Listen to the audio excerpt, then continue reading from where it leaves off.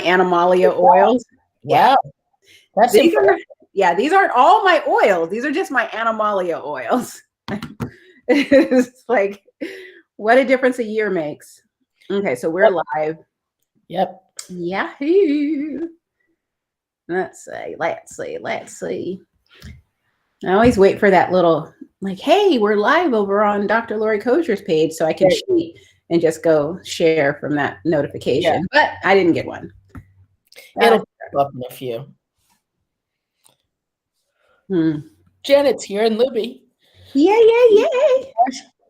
Oh, sorry.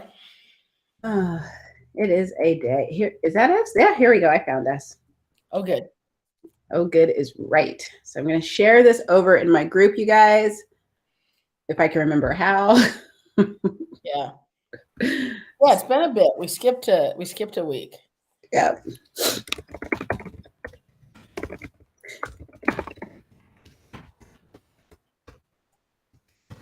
Okay, guys, I'm ready to go. So there's been an update on Seresto. And I guess before we get into an update, let's talk about the fact that, okay, so what are Seresto collars? And, what are, hey, everyone, I should say, but what are the Seresto collars?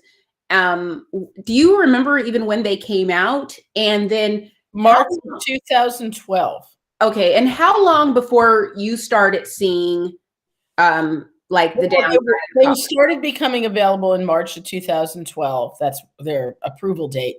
I saw problems in 2017 that I recognized. Yeah. And, I'm like, well, great. 3+ years later, now the rest of the world is seeing them.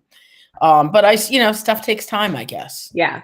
So, they are a flea and tick collar that very slowly from its plasticky rubber, whatever material it's made of, releases two drugs, imidacloprid, and I forget, maybe in my notes here, what it has. It has flumethrin, which is the only flea product and tick product it's available. Flumethrin is used in is the Seresto collar, and that pesticide, as I understand it, has been totally banned in Europe for use in anything but a pet collar.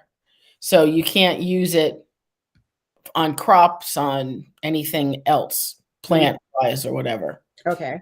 So the collars release these drugs, and basically they coat your dog's hair. So every time you pet your dog, you're getting exposed to it. And they figure they last about 8 months. I'm going to add, I recently did a blog post that shares alternative. That was good. I liked that a lot. Seresto collars, and I'm going to add that into the comments. I'm also going to add, and I know you guys have seen this in the past, a link to Dr. Coger's original article that was just like why she does not recommend. Yeah. And there's also, I think there's a link in there if you have to report it, how to do that. So if your dog has a reaction, you can report it. So it's just good stuff to watch, to get to know about. Share with your friends who don't watch us or be less aware. Because with any product, it's really important that we, get these reactions logged so that they get tracked, and so the products can be made safer or the warnings are clearer. Yeah. And also it's like, it's the best way to get people to take this seriously. The sad part is that, before I got into all of this, if one of my dogs got sick, I would chuck it up to bad luck. Hopefully I could help my dog, but I would just go on, living my life. Yeah. Whereas after getting involved in the fresh food community and seeing all that goes on in the pet industry, I have learned how important it is for us to tell someone, to report something, because how else are we as a community to know that something is potentially toxic and dangerous to our animals? Right. And that would apply to human products too. Exactly. Anything from a soap to a shampoo to a medication. So we're doing this. We're, saying basically there is an update. Can you tell us about that? Yeah. So, recently USA Today ran this article in combination with or coordination with the Midwest Center for Investigative Reporting. That's kind of like an investigative journalist sort of group. And they came up with 1,700 deaths and loads of reactions. And back in 2017, when I filed the Information Act, the Freedom of Information Act request, I came up with, in the period between August 1st, 2017 and January 1st, 2016 to July 31st, 2017, there were 300 dog deaths. Now, you know, some of those may have been enhanced by comorbidities, but they got reported and the collar was involved.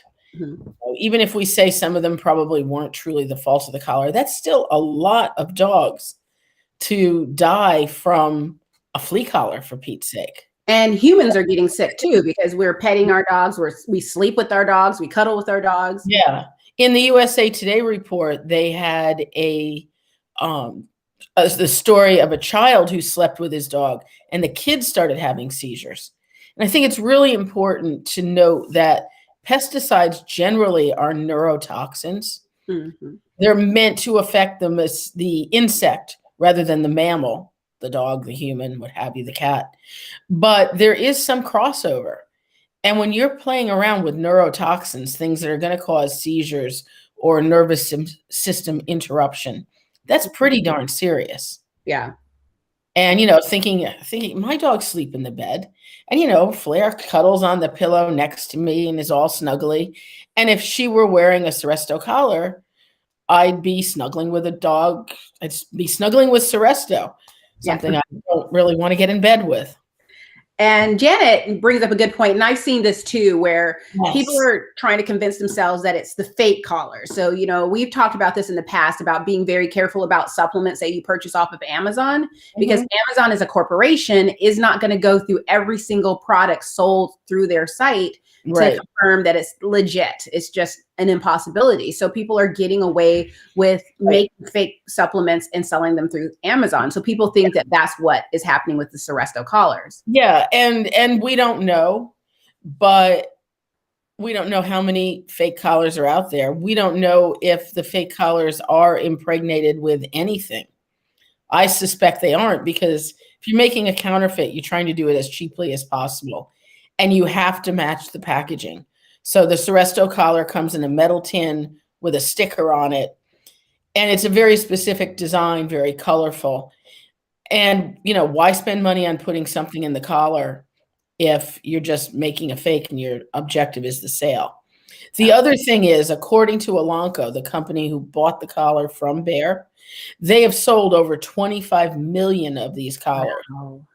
25 million, and that's them. That's claiming legitimate product.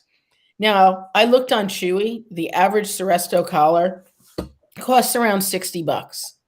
So 25 million times $60 is $15 billion. Mm-hmm. There's a huge amount of money at stake with this collar. So it makes sense that as a company, it's their obligation to protect it with every tool they have.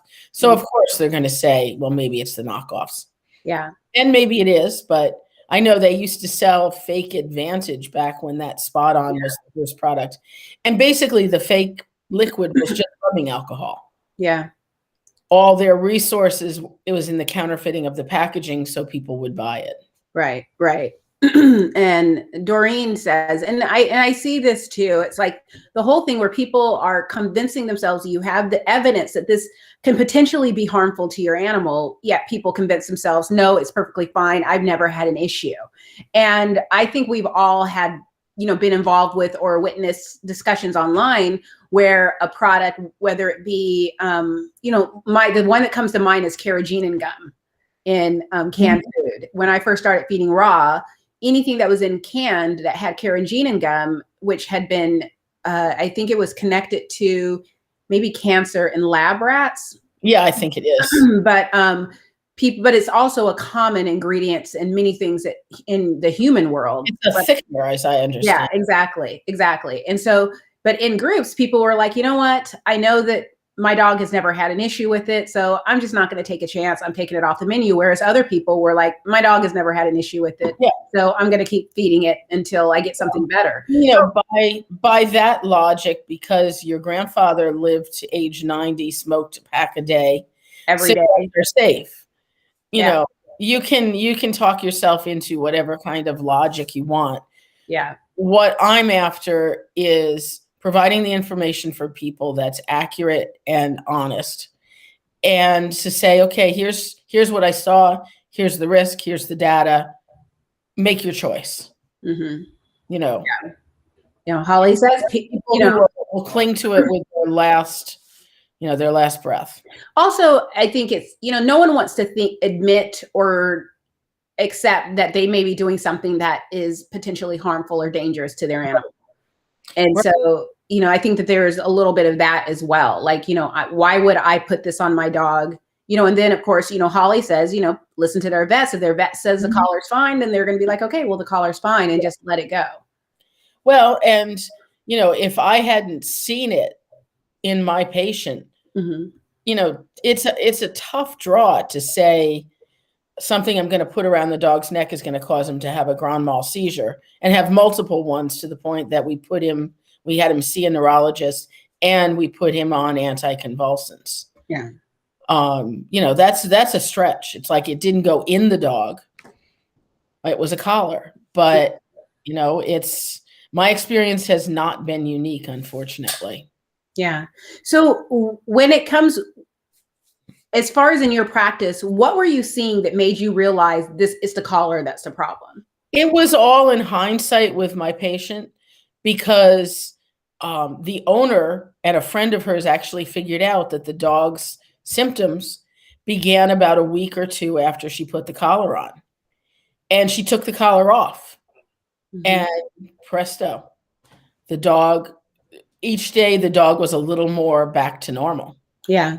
Yeah. So it was, proof after the fact. And, when you apply something and you get a result and then you remove it and that result goes away, that's pretty causative for me.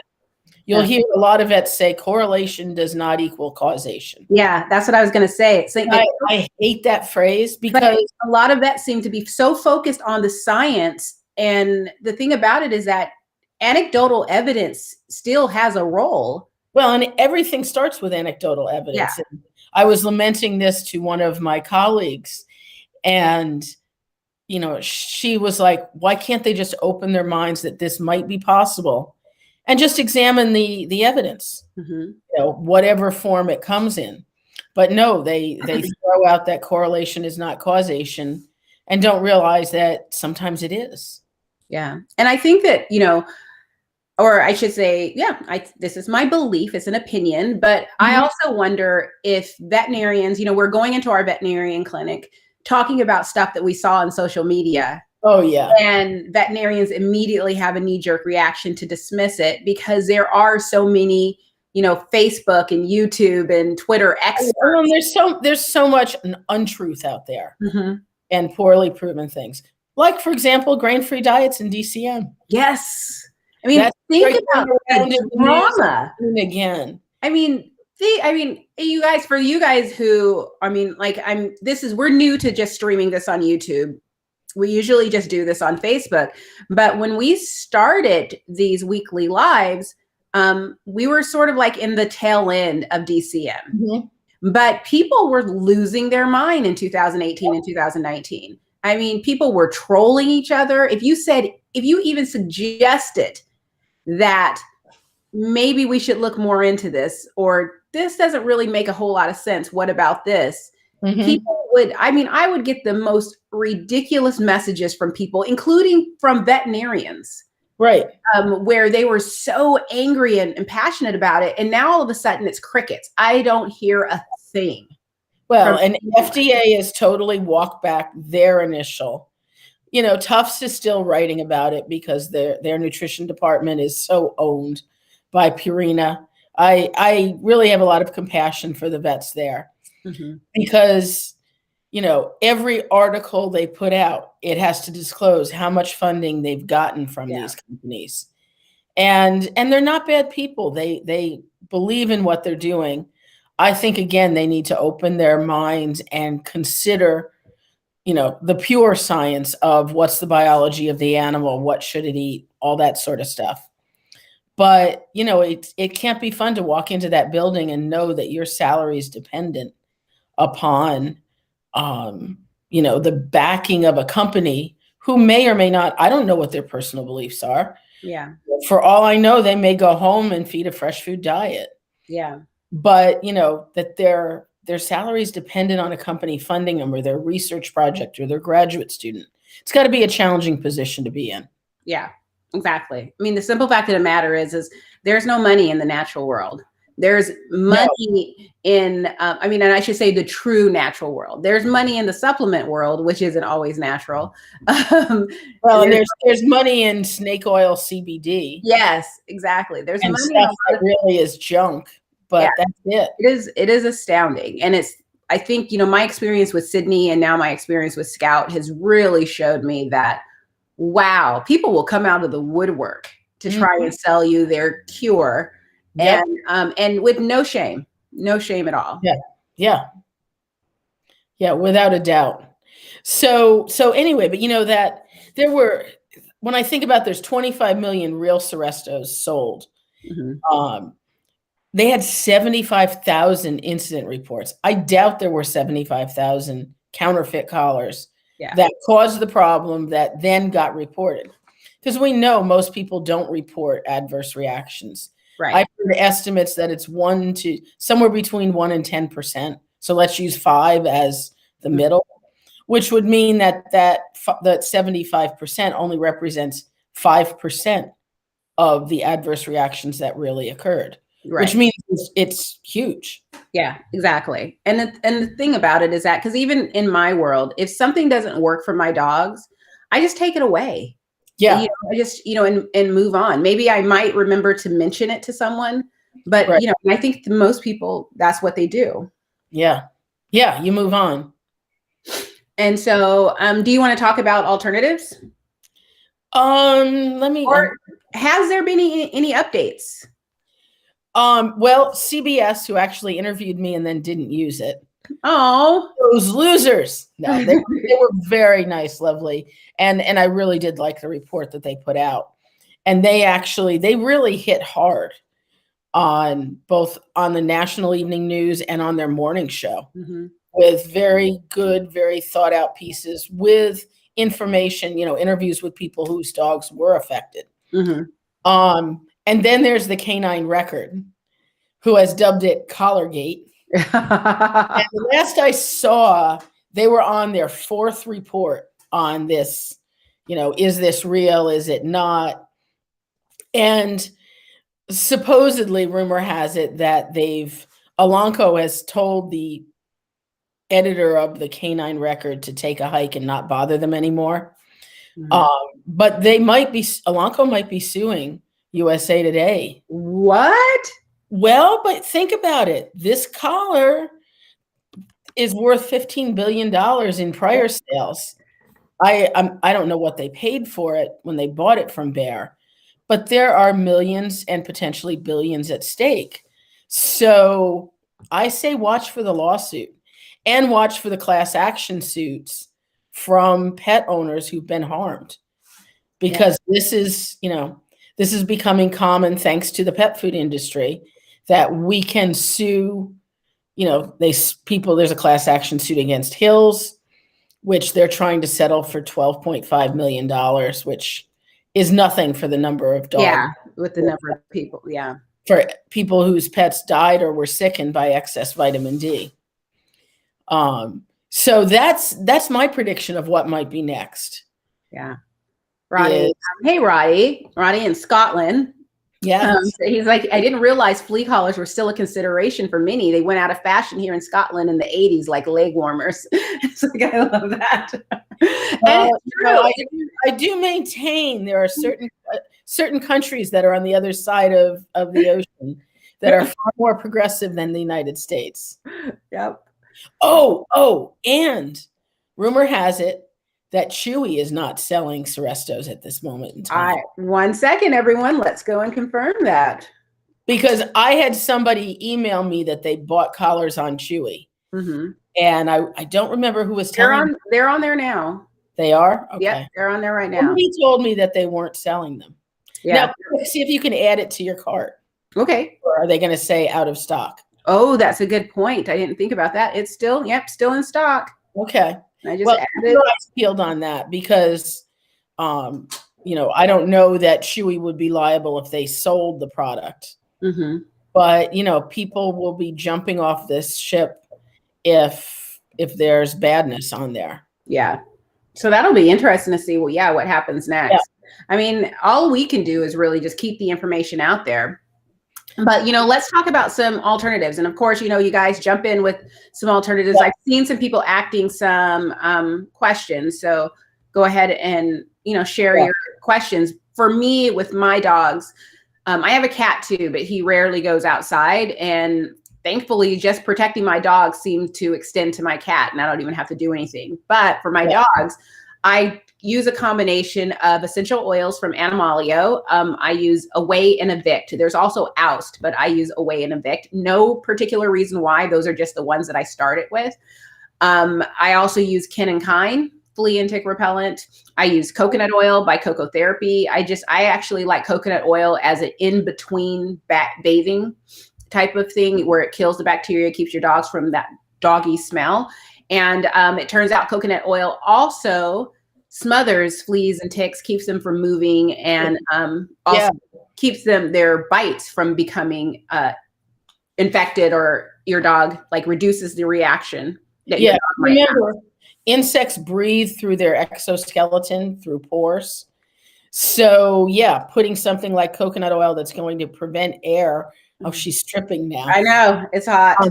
Prevent air from going through those respiratory pores will kill bugs. Mm-hmm. So I wrote the blog, I think you saw it, called the R, and my acronym, because I was in an acronym phase, is ARE, like Are You Ready? So that's my 3-way of thinking about ticks, so that you can make the choice of what product is best for you. Yeah. So A stands for awareness and avoidance of where the ticks are, what's your risk, how can you steer clear of them. R is, of course, for repellents, essential oils being one of the top picks. And E is for examination, when you come back in and doing a thorough tick check. Mm-hmm. Mm-hmm. And I love hair rollers for that. Yeah. I will hair roller my dog against the coat and with the coat, and you will get ticks that are crawling around getting ready to get down to the skin level off very easily. Yeah. So that's my strategy is R. Yeah. I like Cedar Side as a product. I see Julie mentioned Bug Off Garlic. I really prefer the springtime Bug Off product to actual fresh garlic, simply because with fresh garlic, you have to mash it, let it sit for 20 minutes, and then feed it to your dogs right away. Otherwise, there's no point to it. So do not go and get minced garlic from the grocery store, folks. That does not work. No. But I know that there are people following, because I see Roddy. He's in Scotland. In other countries, you may not have access to Cedar Side and Wonder Side and Kin and Kine and Animalio essential oils. I mean, I do know that my friend in Singapore does order from Animalio, so I know they do ship worldwide. But I'm sure that you can have something in your country, but it's sort of like to give an idea of what you can go for. And I'm lucky because also we don't have a big flea problem where I am, knock on wood, or a tick problem where I am, knock on wood. It's not that they're not here. We're just lucky on this property because we're mostly under sun. And I know that fleas prefer the shade. Ticks prefer the shade. Fleas love the sun.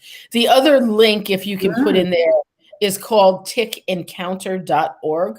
Okay. That's the website for the University of Rhode Island's tick project.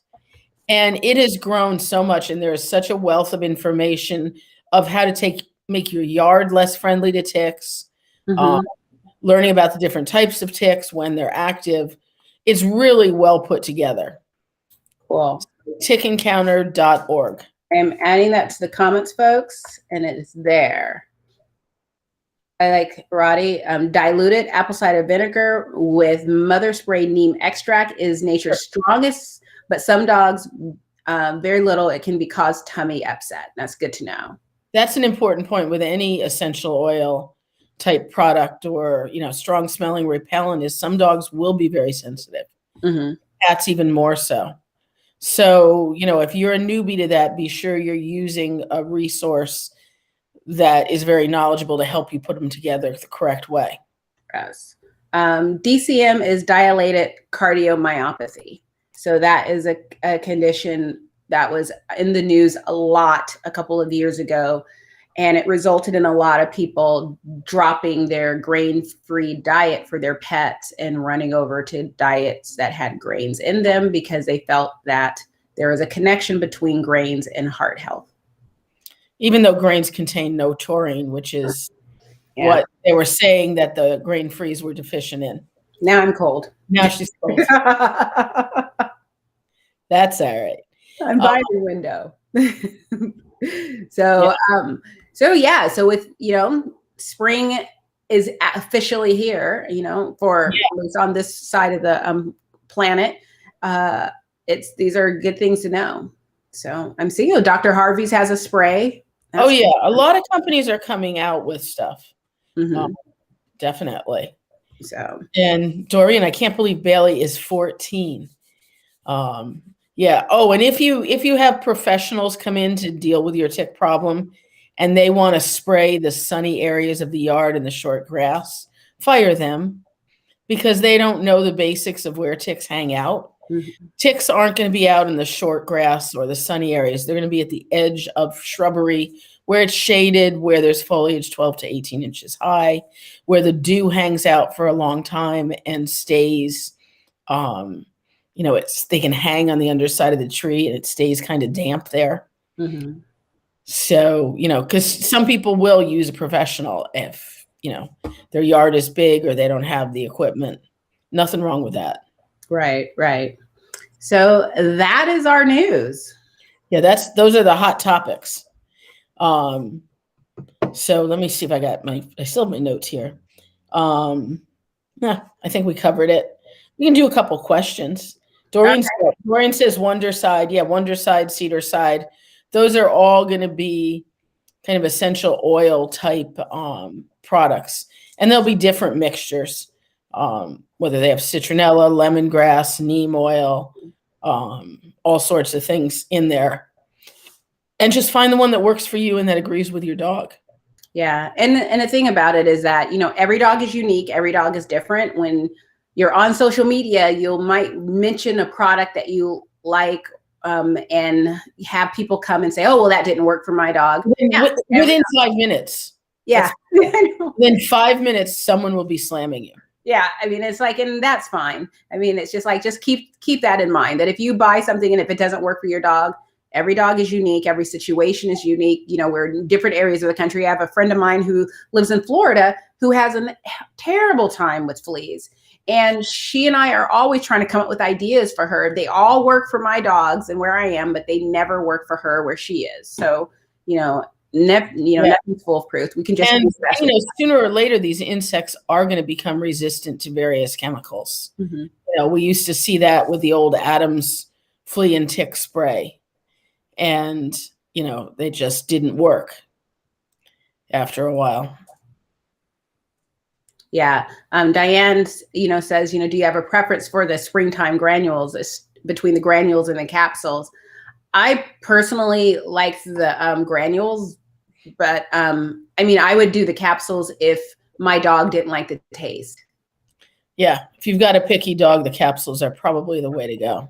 Mm-hmm.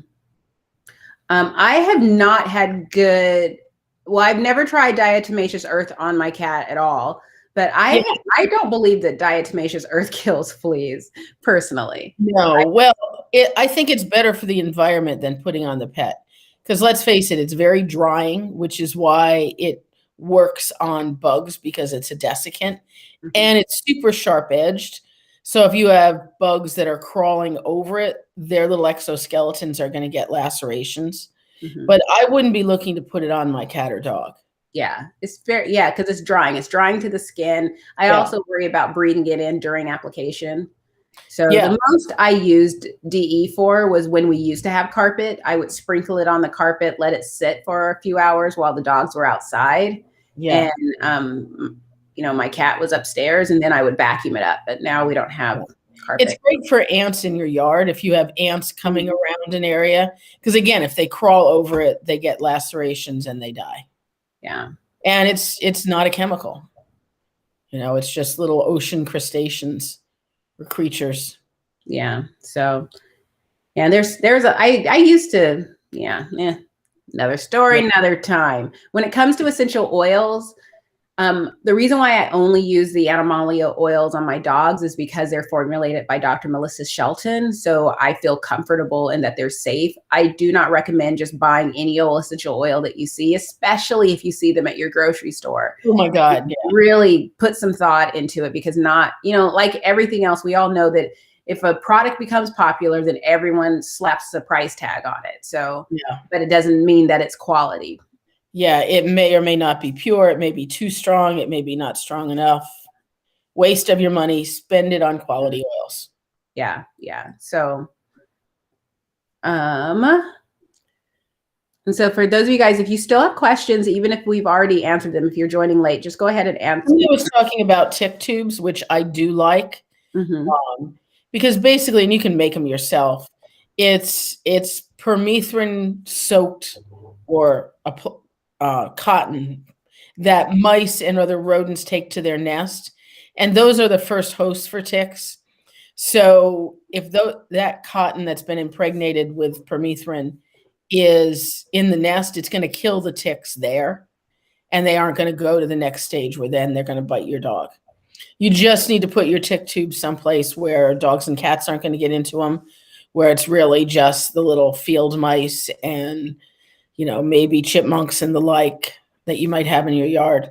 You want them to be able to get it. Yeah. And you can buy commercial ones, or you can make your own. Mm-hmm.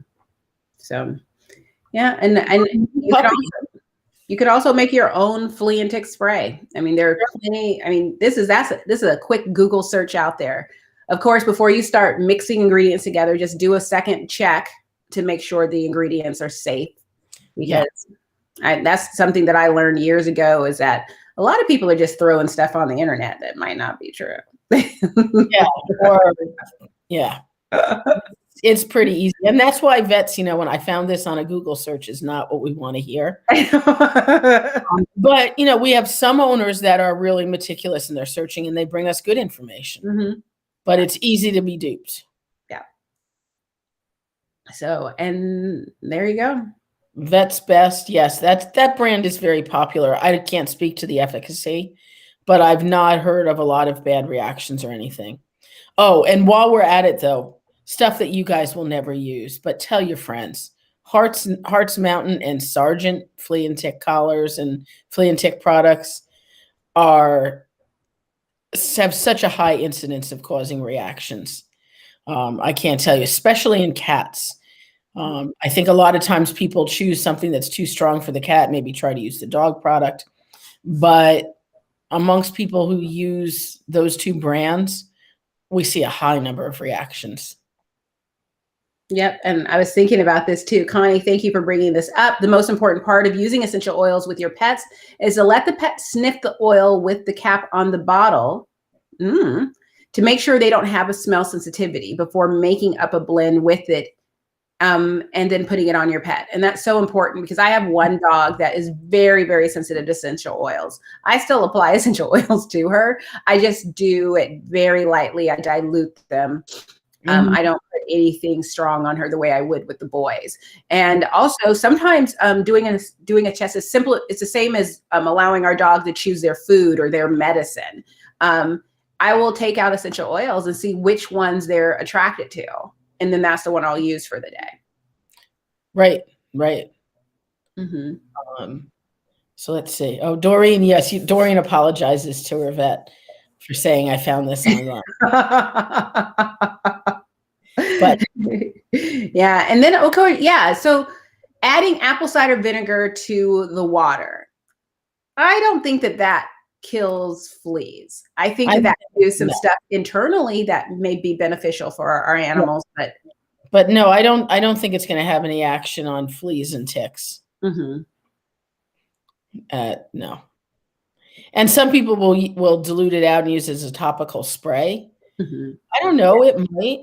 It might. I mean, I have seen, and that again, it goes down to everyone is different. Every dog is different. Because I have heard from people who, and God, if it works for you. I mean, Roddy, or he mentioned earlier that he mixes, apple cider vinegar with neem oil. So, there are different mixtures out there. That's why I say, it really is a quick Google search. It's just, I think if you're struggling, having trouble, and the traditional things that people are constantly suggesting, basically in the natural space aren't working, then, keep going. But Laurie says, she used nematodes last year and it seemed to help with all the bugs in the backyard. Do they work also with the ticks? This I don't know. I don't know either. But I mean, if you're cutting down on other bugs, there's a benefit for them. So yeah, try it. What the heck? Mm-hmm. Yeah. So there we go, guys. Yes. And and the benefit of a lot of the things that we recommended is that they also repel mosquitoes too. Yeah. So, and repelling bugs is a good thing. That's for sure. Yes. No more bugs, people. No more bugs. So that's all I got. Yeah. That's about what I got. My main thing is I was just so blown away that 3 years after it happened to me, all of a sudden it just blew up with this collar. Yeah. And I wonder, I'll be following it closely in terms of what happens, how our sales, how much of an impact does USA Today and CBS National News have on this? Mm-hmm, mm-hmm. Those are huge media outlets. Especially if there's potentially going to be a lawsuit coming. That is astounding. Well, and I don't, if Elanco is going to sue them based on data that was obtained in a Freedom of Information Act, as long as they didn't misquote the data, it's out there in the public domain. It's true. Yeah. There were this many reports. If they didn't say anything true, there's nothing to sue them for, or didn't say anything false, I should say. Yeah. You can't sue them for that. But a really great point here where she says, at least with these things, we can wash off the pet if they have a reaction. The other stuff, especially the pills that last 3 months, what happens if your dog has a reaction to that? I just do not get it. Well, and what about ProHeart 12? Mm-hmm. Protects, you inject it, and it slowly releases over 12 months to protect against heartworm disease. You are sunk if your dog reacts to that, because there's just no way you're going to remove it at all. Yeah. And Janet says, and I wholeheartedly agree with this. She's like, I think a natural approach requires a layered approach to get decent results. And it's true. It's just that you really just have to stay on top of it, especially if you have a big tick problem. Yeah. Multimodal is the way to go. And Holly says, I'd be cautious with using large amounts of vinegar topically since it's a natural astringent. So that's, again, one of those things that, it's funny because who knew that raising dogs would require all of us to become these, basically a PhD via Google as we're trying to educate ourselves on every single thing that we need to do. And this is one of those reasons why, bringing this up, why I really prefer having brands that I trust. So I just don't have to think about it because these are the things that, I don't know offhand, about the impact of apple cider vinegar on my dog's pH. Yeah.